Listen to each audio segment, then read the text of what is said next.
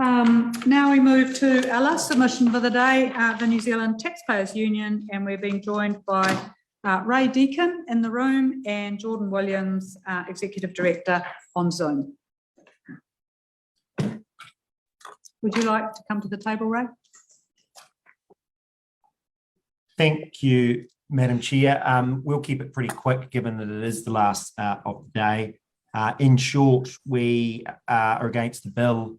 The RMA is the largest regulatory tax on New Zealand's prosperity, ability to build and growth. I never thought in my professional career I would defend the RMA, but here I am. This would make it even worse. This is in effect shoehorning a three waters model of centralisation and decoupling from democratic local accountability, our planning laws on a three waters type model. Frankly, this feels a lot like three waters that we all agree something must be done. This is something, and we have a government using a bit of a it is a sneaky process to dump these bills just before Christmas and then expect written submissions by Waitangi weekend, and making the argument this is something, so this must be done. I'm going to hand over to our economist, Ray Deakin, obviously with you, and he prepared our submission. My apologies, I can't be with you. I'm stuck in Auckland for reasons that you will all understand. Thank you, Mr. Deakin. Thank you very much. Look, the Taxpayers Union supports reform of the consenting process, but we don't believe that this bill is the right way to go about it. We've got grave concerns that this bill with its companions will not reduce the complexity of the consenting process, will not improve the speed of the process, and will not reduce the cost of the process. The idea of improving the existing process by retaining local democratic accountability, but improving the incentives faced by local government to speed up and reduce the cost of issuing RMA consents, in our view, has not been sufficiently considered. The principles of localism and subsidiarity have been abandoned, and yet local government is always in a far better position to assess the benefits and disbenefits of any local development.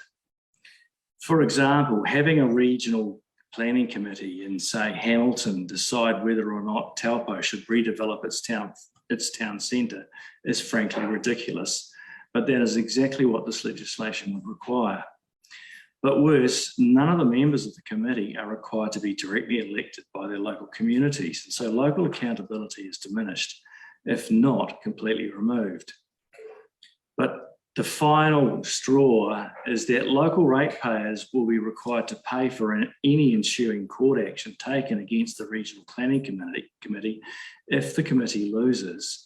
Ratepayers are on the hook for a process they have no say in and whose participants are not accountable to the local community.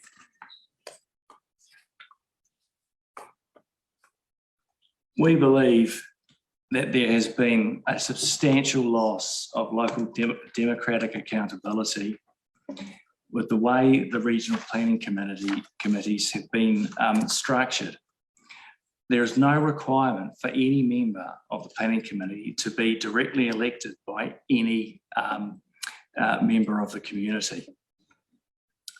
We're also extremely concerned about the workability of some very, very ill-defined concepts. Te Tiriti o Waitangi is not defined in statute law, and yet it's a big part of the considerations in this bill. Te oranga o te taiao, the definition in clause 7 is so broad it could mean anything to anyone. Again, we have concerns that court debates attempting to define and apply these concepts will take many years if they can be adequately defined at all, at huge legal costs, and notwithstanding the cost of uncertainty and stalled developments. There are a number of conflicting objectives in clause 5 in particular covering system outcomes. I mean, how is ecological integrity to be defined? How is mana to be defined? How is Maori to be defined? And how these concepts interact with achieving the other system outcomes as well.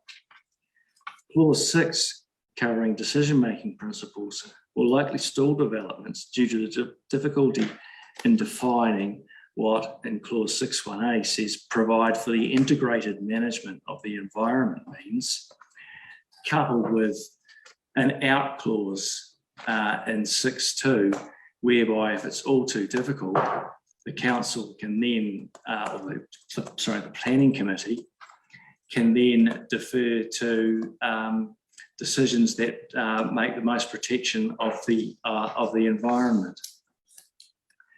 Looking at the costs and benefits, the supplementary assessment report of 21 September 2022 states, due to the challenges outlined above, the assessment has remained at a relatively high level with a focus on the overall resource management system and the most significant features of the new regime. The uncertainty risk during transition is acknowledged as an implementation risk, something that may create confusion or process disruption when regulators or systems users are unsure about whether and when certain requirements apply. However, the cost-benefit analysis does not attempt to quantify the impacts of such uncertainty. So we're quite concerned that no attempt has been made to assess the cost of the transition, and these transition costs, we believe, could be very, very serious because there's going to be so much court action trying to sort out what some of these ill-defined concepts actually mean. And in localism and subsidiarity, that we have misplaced incentives under the current Resource Management Act. Local government bears the cost of failure, the last man standing concept, and reaps no rewards from the success of any investment other than local economic activity.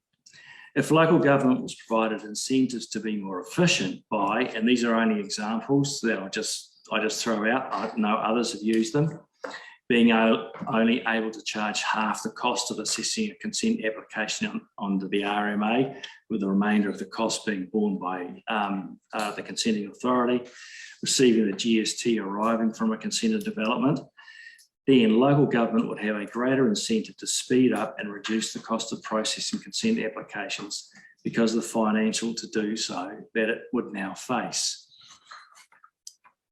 And there I close my statements. Thank you. Are there, soon to have lost Mr. Williams. Are there any questions from members? On court. Madam Chair, thank you. So just thinking about the efficiencies that Minister Parker has promised in this better version of the RMA, how do you think you could model whether there in fact will be efficiencies from the planning process that's on the table now with this committee? My reading, albeit incomplete, would suggest that there's a lot of missing data. And I've given you the example for around the transition costs. And I don't know how big they would be, but you would have to, for a start, you would have to start modelling the costs of court action around some of these new concepts that have been introduced, and even older ones, which, although not defined in statute law, still have some widely acknowledged meaning, although that is changing over time. I don't. This is not a trivial exercise. This is huge. Right. And of course, from our members' point of view, part of the cost of this bill is the democratic cost. That continued unwinding of democratic and local control from the feedback we get from our 200,000 odd subscribed supporters is a real concern, and that is a cost. I've got a supplementary there because the Taxpayers Union's often been very critical of councils and the RMA for its costs. So it just seems a bit strange now. Well, it's like but it's no different to Three Waters, for which we joined mayors across the country on that nationwide roadshow, that you can, part of the democracy is reasonable minds can differ on many issues, the size and scale and scope of services local councils provide, for example. But taking away the democratic accountability is not the solution. And here, just like in Three Waters, that's exactly what we are seeing, but we're overlaying it. We come from the point of view of politics where the RMA has not enough property rights, far too many planners and central control. The solution being put up to that is more planners, more central control, take away the democracy and introduce elements of both co-governance, but also reports, unlimited, to, for example, cover the metaphysical. Auckland Council tried this with the LPAUP, and it was rightly rejected, 6 years ago. Question from Honourable Scott Simpson. Just a quick one, Madam Chair. Is it the balanced view of the Taxpayers Union that actually, notwithstanding all the flaws and problems and dramas with the existing legislative framework, that what is being proposed to replace it will be more costly, more confusing and more complicated for ordinary New Zealanders? Without a doubt, this bill makes, if you don't like the RMA, this makes it even worse. And it introduces more planning, more central planning, more consultants, more lawyers, but only earlier. You only need to read the first few chapters of the Randerson report to see that he's gone in exactly the opposite direction of any any expert in law and economics, for example, or anyone who has any regard to the miracle of property rights. That this is far worse, but particularly bad is that continued decoupling of democratic accountability for how our cities and towns look. Ray mentioned that why should people in Hamilton be deciding, assuming it takes, the committee takes a Three Waters approach, be deciding whether Taupo can redo its city centre or consent to a new geothermal power plant, for example. Localism matters, particularly so in that.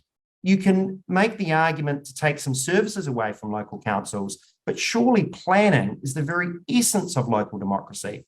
This takes that away. Thank you. So another question from me. You've suggested that the bill be withdrawn from further consideration, but given that the bills have resulted from a 5-year exercise, Randerson review, etc., what is the basis, other than some of the improvements to the RMA, that you would see for new legislation? Do you support things like the outcomes? Well, this is one of the fundamental problems of the RMA is, I speak from a lawyer's point of view now, is that over my professional lifetime, we've seen a move towards legislation having purpose statements, but Parliament, by listing often diametrically opposed purposes, sort of gets away with saying, well, look, it achieves this, and then leaving it to the courts uninstructed to somehow prioritise these things. I consider that quite lazy, and it's inconsistent with the Western ideal of the rule of law and certainty. You should create those bright lines, and that is why I come back to something based more on property rights. Look, in Three Waters, we do have an alternate that we're obviously pushing that does tick off our members' fundamentals and has the support of many of the local councils. This is harder. I think that if I can speak frankly, I think the minister's got a real problem here where he's got a Ministry for the Environment that's very clearly undertooled, huge staff turnover over the last 5 years. And he's been dumped this Randerson report, which, look, I mean, it is almost a laughingstock for those with any experience in law and economics. I understand one of No, the. sorry, I did ask what you'd replace it with. Thank you Yeah, for well, the comments, but I haven't it's heard not an easy, answer. which is why, Madam Chair, I find myself in a strange position that I never thought I'd find myself in, defending the RMA. Okay, thank you. We're out of time. Thank you to the Taxpayers Union for their submission and engagement on the bill. Got up. Thank you very much. Thank you.